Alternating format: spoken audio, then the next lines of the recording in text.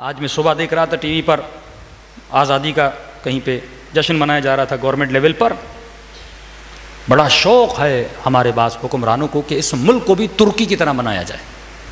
Talk shows ترکی میں ہوتے ہیں, وہاں کے ڈرامے دکھائے جاتے ہیں. صرف وجہ یہ کہ پاکستان کو ایک سیکولر اسٹیٹ بنایا جائے ترکی کی طرح. اور اس کی زندہ مثال یہ ہے کہ آج صبح ترانہ پڑھا جا رہا تھا, ٹی وی میں دیکھ رہا تھا. 4-5 لڑکے پیچھے, کوئی 10-12 سال کے لڑکے کھڑے تھے, آگے 4-5 بچیاں کھڑی تھیں. ایک بھی بچی کے سر پہ دوپٹہ نہیں تھا. اور یہی پاکستان تھا 80s یا 70s میں. ہمارے بڑے بتاتے ہیں کہ اخبار پڑھتے ہوئے ایک خاتون کے سر سے دوپٹہ اتر گیا. لوگ گلیوں میں نکل آئے تھے کہ یہ خاتون نے اخبار پڑھتے ہوئے دوپٹہ کیوں اتارا تھا. اور پی ٹی وی سے اس خاتون نے معذرت کیا, کہتے اس کو جاب سے بھی نکال دیا گیا تھا. اس وقت وہ حال تھا. لیکن آج پاکستان کے مالز میں جاؤ, آج سوسائٹی میں جاؤ, کہیں پہ اسلامی کلچر نظر آتا ہے؟ نہیں آتا. امریکہ کی وزیر خارجہ نے کہا تھا کہ ایران نے انقلاب برپا کیا تاکہ انقلاب کے اقدار مضبوط ہوں. کہ ہمیں ایران سے جنگ کرنے کی ضرورت نہیں ہے, تم ایک کام کرو کہ جس اقدار کی وجہ سے انقلاب لایا گیا تھا اس کو تباہ کر دو, تو آٹومیٹیکلی انقلاب ختم ہو جائے گا. نام رہے گا انقلاب کا لیکن روح انقلاب مر جائے گی. اور انہوں نے وہ کیا. 22 سے 32 چینل پرشین لینگویج میں کھولے.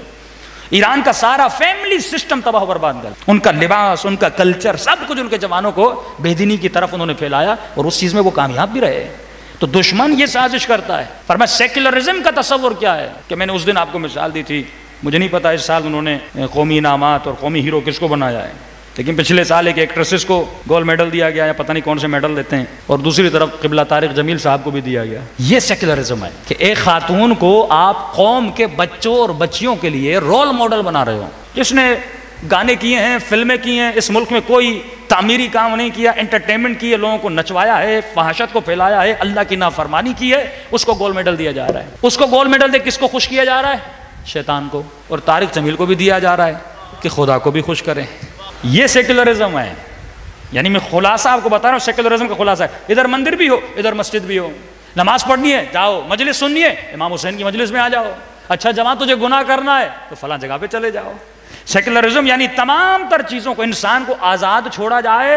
اس کی مرضی ہے صبح شیطان کے گھر میں جائے, اور اس کی مرضی ہے رات کو اللہ کے گھر میں جائے. یہ جو ٹی وی کا باکس آپ کے گھروں میں پڑا ہوا ہے, یہ سب سے بڑا سیکولرزم کا کنسپٹ ہے کہ آج آپ ٹی وی پہ گانا سنو تو گانے کا چینل کھولو, اور دل کرے تو کربلا دیکھو, اور دل کرے تو ناچ گانا دیکھو. یہی سیکولرزم ہے. اسی خیال باطل کی مخالفت میں امام حسین کربلا آئے تھے کہ یا دیندار بنو یا بے دین بنو, دونوں کام نہیں چلیں گے.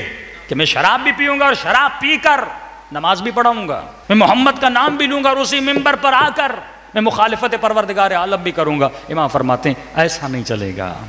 بے دین ہو تو خود کو بے دین کہلواؤ, پھر مسلمان کہلوانے کا تجھے حق نہیں ہے. اور یہ ایسا معاشرہ کیوں بنتا ہے؟ کیونکہ جب معاشرے کی توحید کمزور ہو جاتی ہے. صرف اللہ اکبر کہہ کے, نعرہ تکبیر مار کے, 4 سلامیاں دے کر کوئی توحید کا ماننے والا نہیں بنتا. توحید کا ماننے والا تب بنتا ہے جب اس پاکستان میں نظام مصطفیٰ کو, شریعت الہی کو نافذ کرے. صلوات پڑھے محمد و آل محمد.